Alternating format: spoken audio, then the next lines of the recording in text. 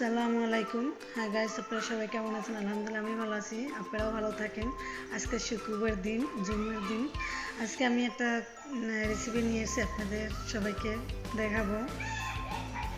জানি না কেমন হচ্ছে, আমি এটা রান্না করে দেখবেন প্লিজ।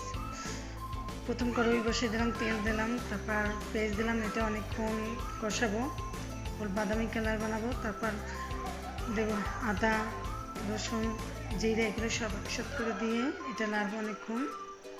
এটা ভালো করে নেড়ে নেব, কষাবো অনেকক্ষণ, 5 মিনিটের মতন কষাই নেব। লবণ দেব, তারপর অল্প একটু পরিমাণ মতন একটু পানি দেব। পানি দিয়ে এটাকে ভালো করে নাড়বো। নাড়ার পর একটু হলুদ দেব, তারপর মরিচ দেব। এটা এক এক করে সব কিছু দিয়ে নেব আমরা। এটা অনেকক্ষণ নাড়বো, 5 মিনিটের মতন এটা কষাবো ভালো করে।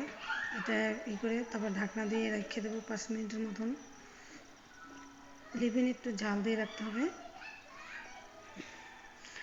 হ্যাঁ, 5 মিনিট হয়ে গেছে। এখন এটা দেখবো কেমন হয়েছে। এটা হ্যাঁ প্রায় হয়ে আসছে। এখন আমার মেয়ে আবার ধরেন আলু খেতে পছন্দ করে, তার জন্য ওদের জন্য আলু দিচ্ছি আমি। অল্প কিছু আলু দিচ্ছি, বেশি দিই। আলু দিয়ে এটা দিয়ে ঢাকনা দেব। এটা 5 মিনিটের মতন আমি রেখে দেব, এটা সেদ্ধ হওয়ার জন্যে ভালো করে। হ্যাঁ, 5 মিনিট হয়ে গেছে। হ্যাঁ এখন আমি একটি মশলা দিলাম। এটা হচ্ছে চিকেন মশলা। এটা আবার ওরা দিলে একটু পছন্দ করে, এই জন্য আমি দিলাম। জানি না আপনারা দেবেন কিনা, না দিলেও হবে, কিন্তু ওদের কাছে ওদের পছন্দ লাগে দেখে আমি দিলাম। তারপর এখানে আমি যা যা দরকার সবই দিলাম। একটু ঢাকনা দিয়ে আবার নেড়ে চেড়ে এখন দিলাম আমি এলাচ, দারচিনি, এগুলো দিয়ে সুন্দর করে এপিট এপিট করে নেড়ে চেড়ে তারপর আমি আবার গরম পানি করে রেখেছি, সেই গরম পানিটা আমি সুন্দর করে ছেড়ে দিলাম।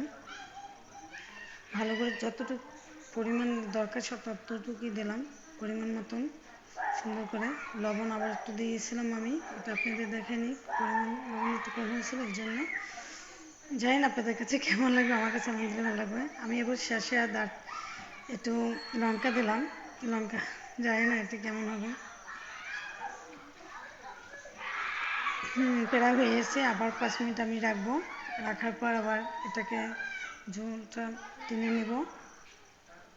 দেখেন কেমনটা হয়েছে জানি না, আমার কাছে অনেক ভালো লাগছে। আমি একটু মুখে দিয়ে দেখছি, অনেক ভালোই লেগেছে।